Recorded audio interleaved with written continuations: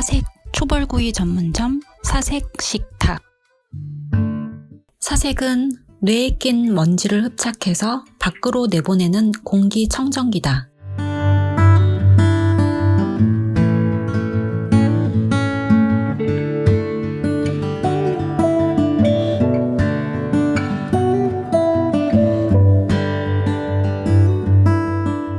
안녕하세요. 저는 꽃로저라는 필명으로 글을 쓰고 있습니다. 이번이 사색식탁 5번째 영상인데요. 클릭해 주셔서 고맙습니다. 꽃로저가 차리는 사색밥상 2023년 뇌에 주는 5번째 먹거리는 한국이 행복한 다문화 국가가 되려면 입니다. 주제가 좀 뜬금없나요? 가설이기 때문일 수도 있는데요. 이 영상을 끝까지 들어보면 머지않은 미래에 꼭 필요한 것이라는 생각이 들지 모릅니다.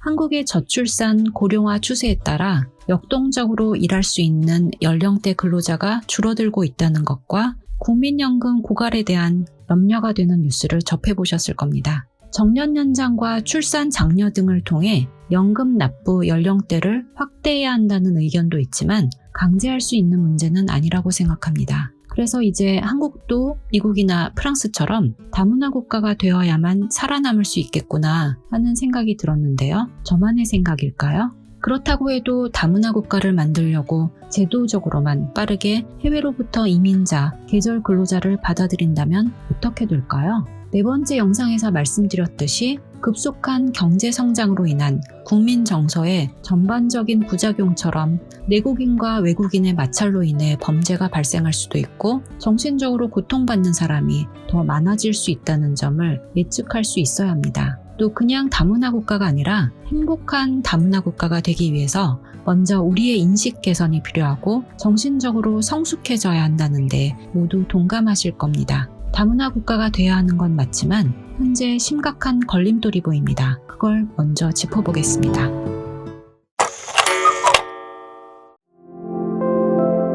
제 생각에 한국이 다문화 국가가 되기에 가장 큰 장애물은 수직적인 틀에 묶인 가불관계, 위계질서, 나이 문화인 것 같습니다. 이건 한국이 진정한 세계화가 되기에도 걸림돌이 되는 문제입니다. 많은 한국인이 세계 여행을 보편적으로 하고 있다고 자랑해도 세계화가 됐다고 할 수 있을까요? 해외를 두루 다녀보고 영어 단어를 대화 중간중간에 섞어서 쓴다고 해도 다른 나라 문화를 수용할 수 있는 세계인이라고 말할 순 없겠죠. 유명 아이돌을 중심으로 한국의 K-팝이 세계에 소개되더라도 일부 사람들에게는 일시적인 도파민 분비, 아이돌 중심 산업을 포함한 1% 계층의 부를 축적하는 역할만 할 뿐 수도권 밖에서 한국 생활을 경험하는 외국인들에게는 큰 괴리감을 줄 것이며 그들이 한국에 정착하는 것은 쉽지 않을 것입니다. 여러분 중에서 들으신 분이 계실지 모르겠지만 올해 1월 7일 MBC 라디오 김종배의 시선집중 토요일 코너 토닥토담 방송에서 다뤘던 나이 문화를 이 영상에서 다시 언급해 봐야 할 것 같은데요. 그 방송에서 다른 나라에 비해 한국이 유독 나이를 중시하는 이유에 대해서 담화하는 내용이 있었습니다. 이유는 방송에서 말했던 것처럼 과거 유교 문화의 영향은 아니라는 것에 동감하고요. 한국전쟁 후 특히 한반도의 안보를 위해서 생일을 따지지 않고 1년이라도 더 빨리 징병할 수 있도록 연나이가 도입됐잖아요. 그 과정에서 나이에 얽힌 군대식 서열 문화가 사회 전체로 파급되면서 나이 중시 문화로 굳어졌다는데 무게를 싣고 싶습니다. 과거에는 징병 속도를 높이기 위해서 연나이를 도입하고 보편화시켰다가 이젠 국민연금 고갈이 이슈가 되면서 연금 납부 의무가 있는 근로자의 정년 연장을 위해서 만나이를 도입하는 것이 아닌가 하는 생각도 듭니다. 결국 국가가 정치의 편의성을 위해서 국민을 연령별로 통계화해서 징병하고 통치하기 쉽도록 나이를 하나의 수단으로 이용했고 지금도 그런 것 같습니다. 이렇게 계속해서 군대식 강제적 권위주의적 서열 문화가 지배계급에 깊이 뿌리 내리고 있다면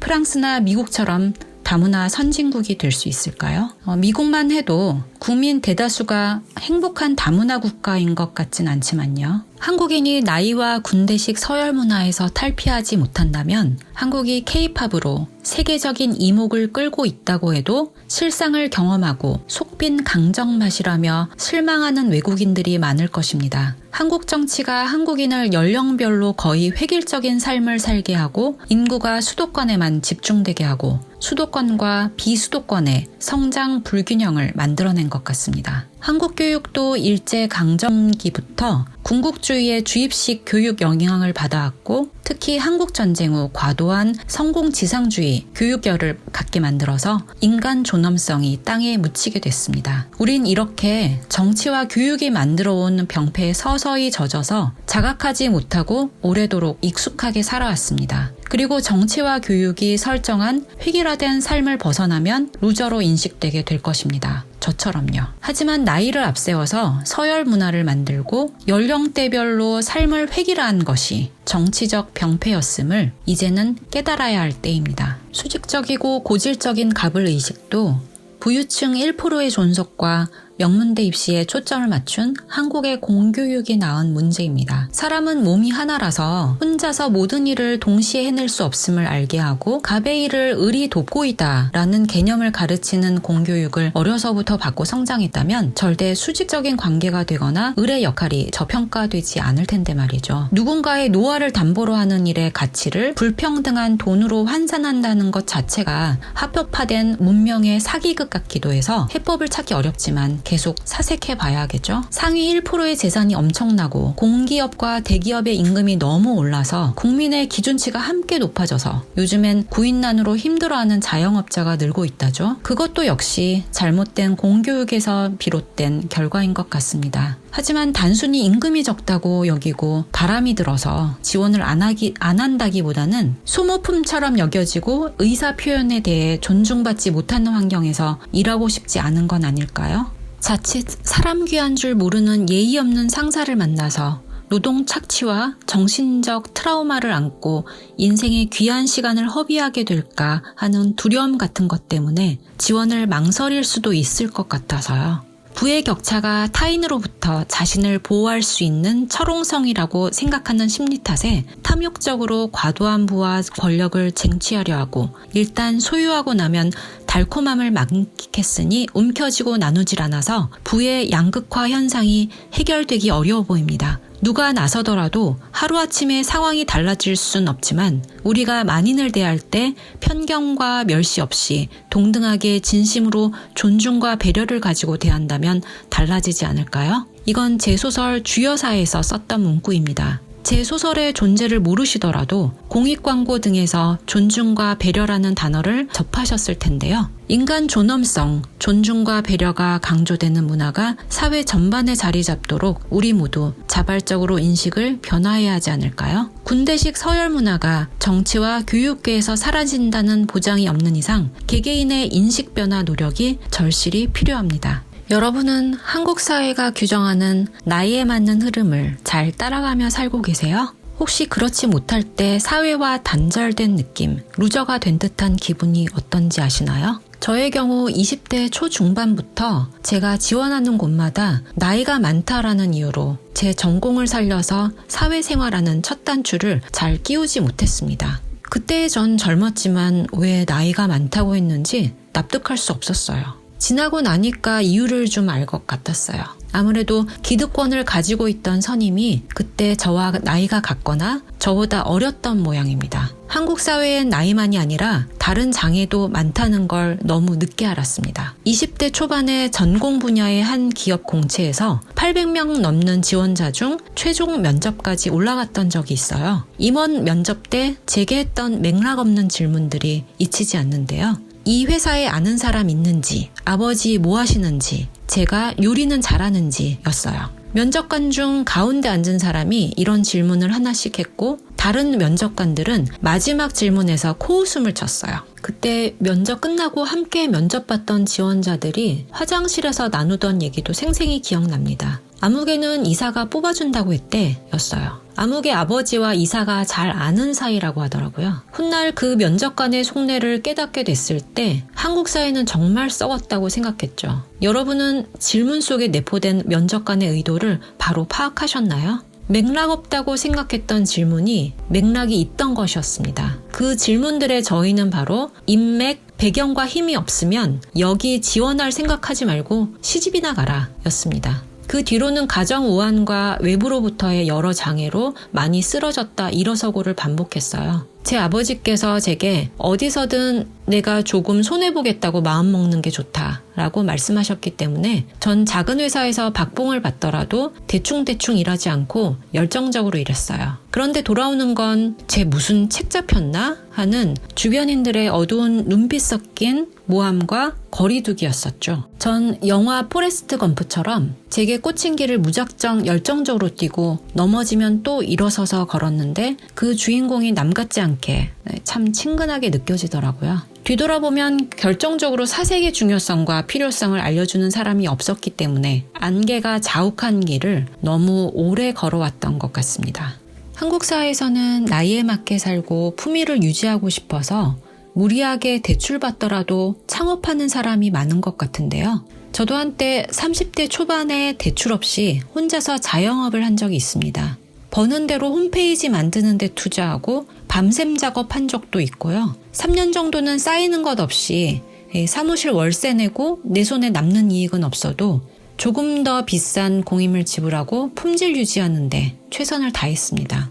거래처와 구두 계약만으로 일을 진행했다가 사기당한 적이 있더라도 거래처에서 대금이 입금되지 않은 상태라도 현장 공임은 물품 인수하자마자 즉시 완불 처리하는 것을 원칙으로 삼았습니다. 지금 그렇게 하라고 하면 체력적으로 따라가지 못할 만큼 참 열심히 일했어요. 전 여태까지 살아오면서 다른 누구와도 비교하며 경쟁하려 했던 게 아니라 제 안의 한계를 넘어서는 노력만 끊임없이 해온 것입니다. 타인의 눈에는 그게 무모한 바보 아니면 경쟁만 좋아하는 일 중독자로 보였을지 모르지만요. 2, 3년 되니까 차츰 거래처가 늘더니 급기야 큰 거래처 오더를 진행한다는 사실이 동종 업계에 소문났었나 봅니다. 그때부터 제 사무실 있는 층에 우후죽순 여러 업체가 들어와서 교대로 절 감시하기 시작했고 온갖 모함이 절 공격해왔죠.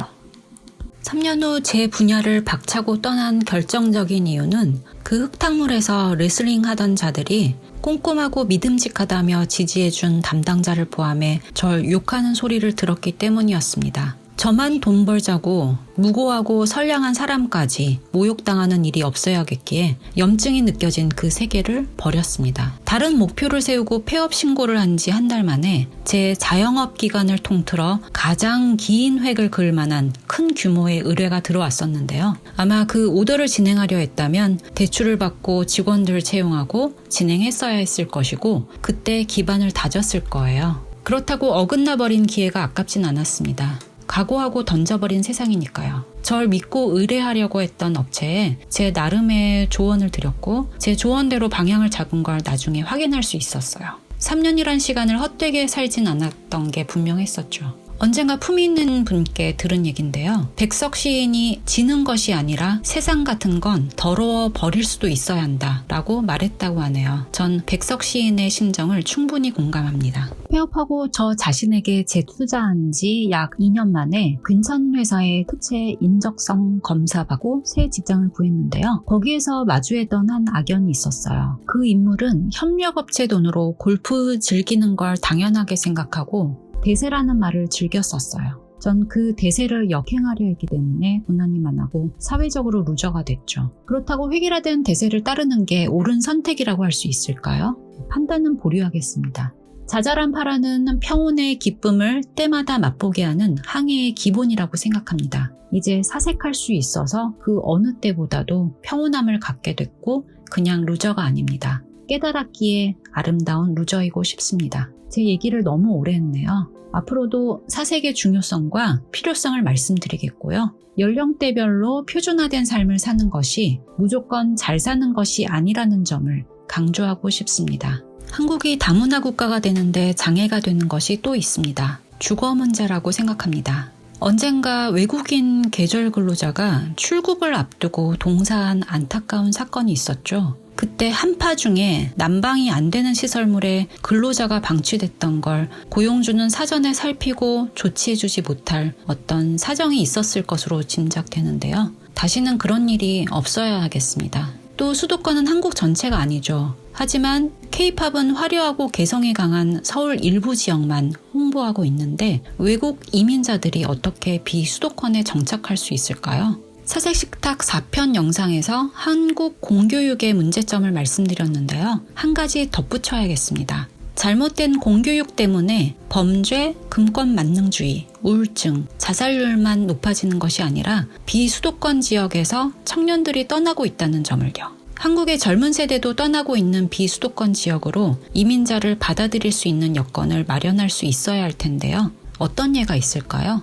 경북도가 지난 2월 5일자 아시아 경제신문에서 지방 소멸로 인한 국가 위기 극복을 위한 7대 프로젝트를 발표했다는데 이를 벤치마킹해서 사고의 폭을 넓히는 건 어떨까 합니다. 아직 성공 여부는 알 수 없지만 시도는 꽤 괜찮아 보입니다.